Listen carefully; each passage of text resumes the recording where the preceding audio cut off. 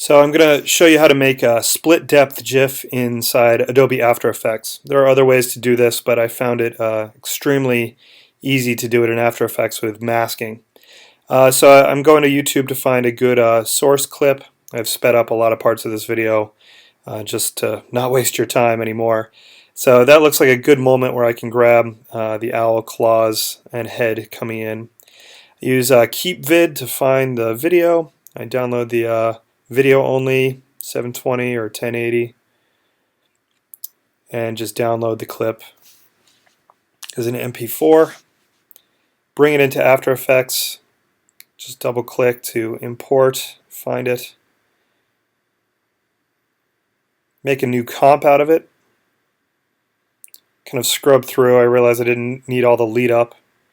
So I'm just going to kind of crop down the timeline here, maybe start it around there, slide it down, and go all the way right to the end.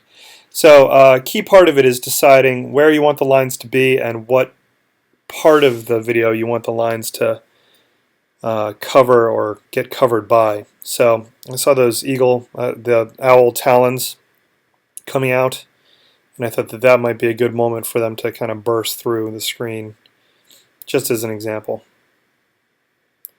So we make our white lines. I made mine 10 pixels across, 10 pixels high, and the full width. And so this will count as my bottom one, and I'm placing it.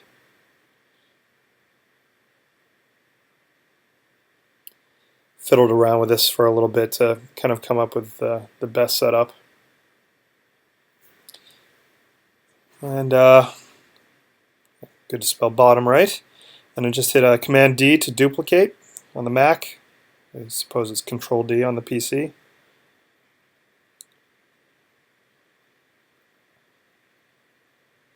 Alright, so we get it. I set up the lines. Guess I should have fast forwarded this part. And then the trick to all of this is we're going to be laying masks on top of those white lines that subtract out a part. And the power of After Effects is to be able to keyframe those. And you'll find that you don't even need to keyframe every single frame. Just by doing some of the key transition points, you can find the spot. So let's do that. I'm going to pick my bottom layer and then draw a rectangle, and you see that it instantly makes a mask. I'm going to call that the left hand claw there. My left, his right. And then a key part, set it to a subtraction. So it's going to cut that part out. And I'm going to start with it off the line. And then for my first frame, and then by shift clicking on one of them and then clicking and dragging, you can individually control each of the mask points. And the key thing is you need to have the keyframe little watch icon clicked, so that each new adjustment that you make will be recorded. So I go a little ways and then I adjust it. Notice it's not immediately the frame after. And then you kind of scrub back and forth to see if it's tracking with it. You can also add a little bit of feather to it, as I will a little bit later, but that'll give you a nice kind of smooth transition. So I kind of scrub back and forth quite a bit initially to make sure that that initial pop looks good. Another key command I find myself hitting a lot is Command-Shift-H. I don't know what it is on the PC, but that hides that little bounding box, so you can really clearly see what it looks like. You'll see me do that just about every adjustment now. So I just did it there.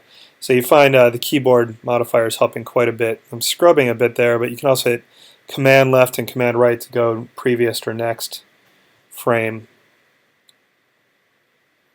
And I find that even while it's hidden, you can use the arrow keys to move those borders. I find that that is helpful. So essentially, you know, you're zooming back and forth quite a bit, making sure it looks good. Now the claw is a tougher example, the talon, because when it splits, you see we're going to need two masks. So let me come back to that in a second. Here I'm doing a RAM preview just to see how it looks so far. I think it's going to look good. I just need to finish the work. I'm not going to bore you with all of that. So there we go, it pops through. Looks pretty good. Okay, now I'm going to go up to the head, I believe. This is the top bar.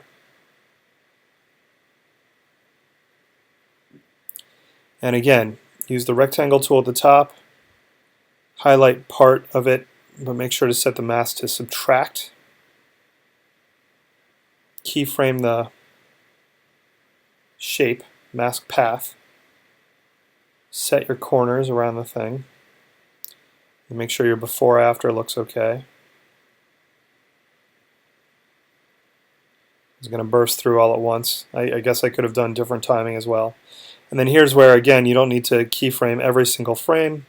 As long as the box can keep up, you're okay. And then you kind of scrub through it and make sure it still looks good. I played around with the feathering a little bit to see what looked good. I find 1 or 2 pixels usually works nicely. To not have that totally hard edge, but just be a little bit softer as it intersects. So, head, pretty easy part. If you had any kind of clean object, we've seen the ones with a gun or a car or a rock. It's pretty good hard edges, but with things like birds here, anything soft, it's good to have a little bit of a feather.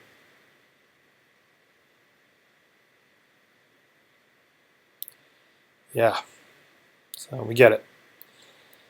So a lot of checking there, and then cutting to the chase. Going to need a second mask when we hit that little claw intersection point there.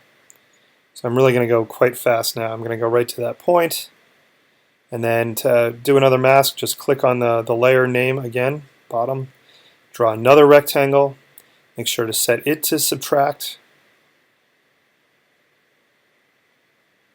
Give it a feather, do mask path is the tween, and then I believe I had to futz around with this quite a bit to get it to match up, but I'll show you in the final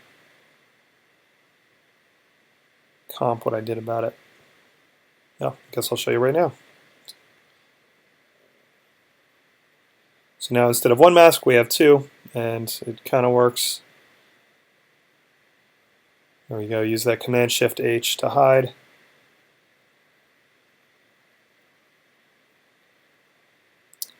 Tweak, tweak, tweak.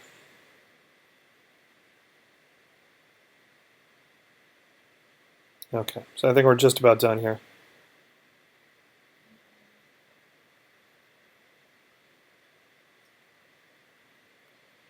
There we go.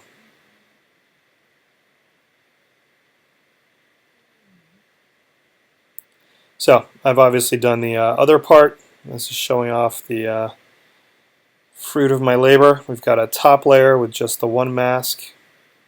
We can watch that jump down and then flex. And then the bottom layer ends up having 4 masks. And there they are. We need 1 at first for the main claw. Oh, look at those talons. Does the chicken have large talons? Great. Alright, so now we're ready to export. So we set up pre-render the comp. And there are 2 ways of doing this. You can export it to a QuickTime movie, as I do here. Or you can also do and here I'm going to resize it a little bit. You can change your settings or set it manually. I wouldn't adjust the aspect ratio.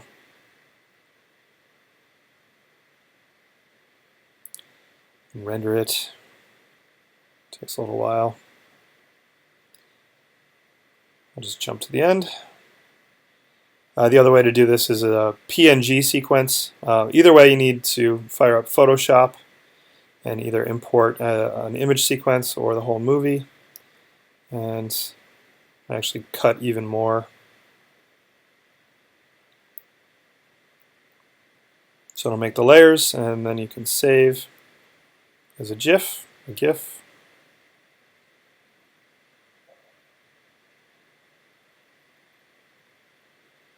Yeah, I guess I should have cut this part of the video.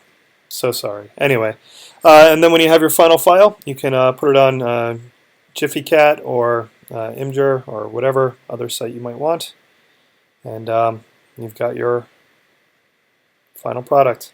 Notice that these can be very large, so it's really worth doing the HTML5 conversion. That's why I've been enjoying that Jiffy Cat thing, but I guess Imgur might do it as well. Anyway, so that's how to do split depth GIFs inside After Effects. Thanks for watching. Hope it helps. Enjoy.